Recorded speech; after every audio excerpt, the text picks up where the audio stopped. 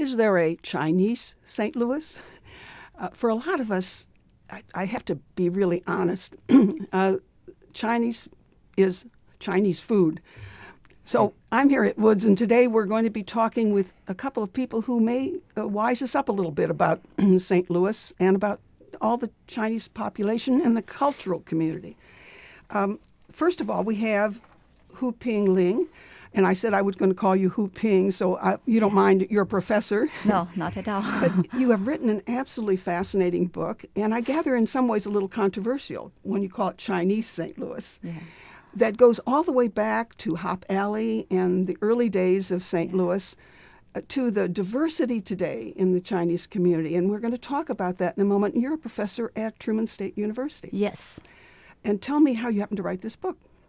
Okay, the Asian American studies in general has been my passion for the past 2 decades. I have been researching and writing on Chinese American women. Okay, my first book was titled Surviving on the Gold Mountain, A History of Chinese American Women and Their Lives.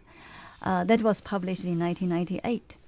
But my passion on the Asian American community, particularly the Chinese American community in the Midwest and in St. Louis, has started since 1991. I was appointed as a professor at Truman State University. I have came to the town very frequently, constantly almost, for either business or for pleasure. And in 1998 and 1999, I spent a year to do my sabbatical leave, and I was hosted by the Department of History at Washington University. I'm very appreciative of the department there, and they gave me an opportunity to stay in the St. Louis for a year, and I had plenty of opportunity to be both a participant of the community and observer of the activities here. So you had come to the United States, actually, yes. Fairly recently, I might say. Right, yeah, myself probably is one of the newer immigrants reported, included in my books. I came to the States in 1985 as a graduate student myself. So the partly, because of my background, I have really been both fascinated in, and also at the same time, I feel there's a mission for me. Yeah, for a long way from those first Chinese workers who were stared at by people because they had those cute pigtails and they were strange, slant-eyed people. My other guest is Thomas Wong, who is, I guess, a different world almost. You're a businessman. You're a Chinese American who is part of the, I guess you say, the spreading of the Chinese community from that old Chinatown to now throughout the area. Right. Thanks, Harriet. I came over here when I was 3.5 years old from Hong Kong. Pretty much came from West Coast to East Coast, ultimately down South Coast, and ultimately settled here in the St. Louis area. And realizing that I guess the St. Louis area has another thing to offer as far as the mentality of the Midwestern thinking. Having exposure from the West to East to South, of course, that came to a certain conclusions that I have, and the mentality is a little bit different from the West, East, and South. Well, how many Chinese Americans of all kinds, or Asian, let's just keep it to Chinese origin, are in St. Louis area, either one of you? Okay. Go ahead. Thank you.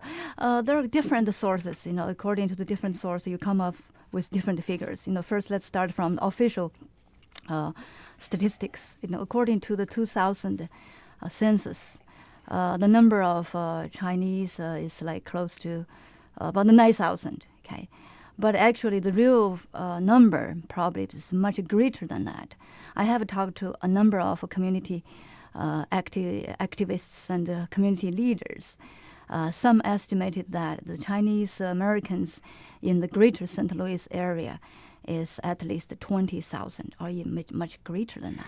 What's fascinating to me, too, is that so many American families, or I call them American families, but Caucasian families, are adopting Chinese children.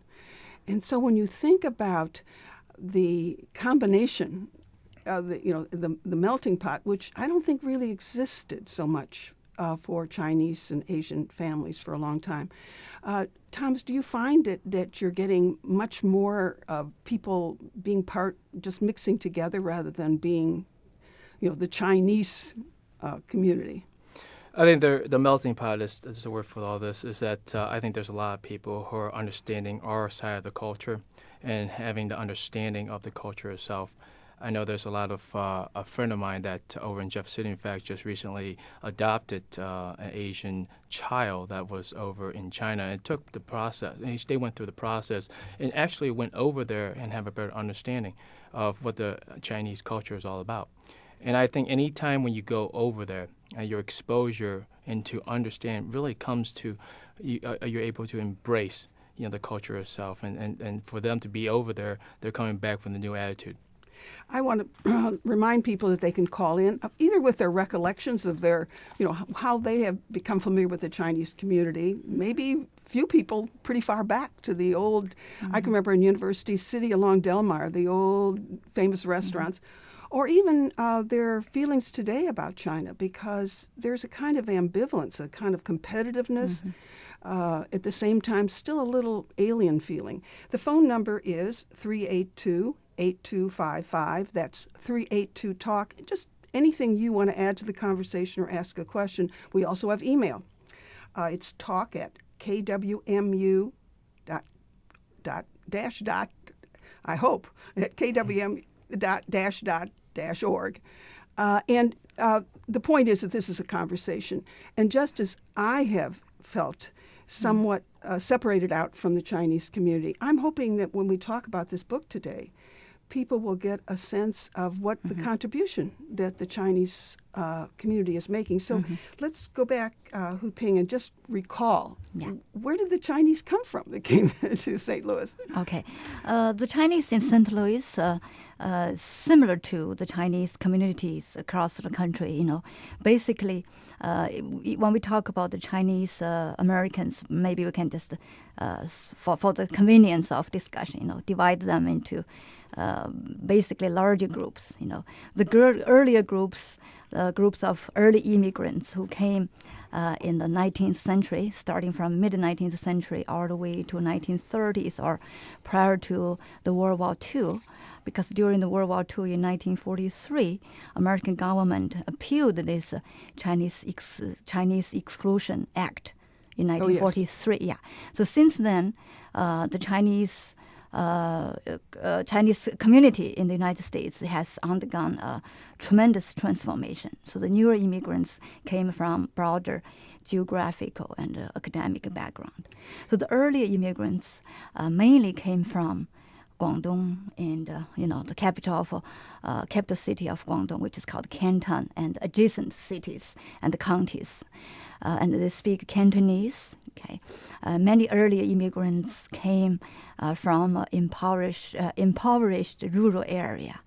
And in those early days, they mainly engaged in the professions like laundries, restaurant, or grocery stores.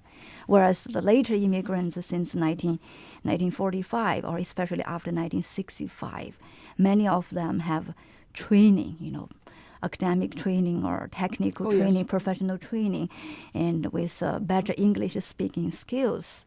So another way, they are a better capital. Either they have a monetary capital or they have social capital, which is their education, their skills. I was looking at the chapters in your book about the early days, and it's true, there was this stereotype of the Chinese laundryman.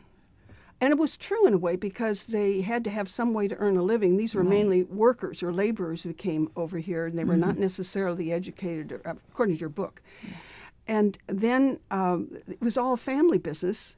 They started a grocery, and pretty soon, I don't know how soon they began getting into the serving people food. Right, yeah. But that was when I think you had to be, mixing times, families spreading out a little more, because at one time it was they were just families working in the restaurant. And I guess to some extent that's still true, isn't it? Well, we certainly have made a transition over the course of time. Just given my background over here, back in 1972, first coming to the United States, really, my mom and dad didn't really speak much of English. They came over here for opportunities, and only for opportunities to hopefully to better the next generation. They had a restaurant, just like many Asian people had the restaurants, and really that's what they're sacrificing for. And I think the Asian mentality come over here was that opportunity. So that way, sacrificing that time period, and ultimately we get our education in order for us to become the better generation to come. Maybe profession in the doctor, dentist, architect, IT, investment banking, and so forth down the line. Well, there really isn't a Chinatown anymore, is there? Used to. Yeah. Well, I want an answer. Well, this is physical Chinatown.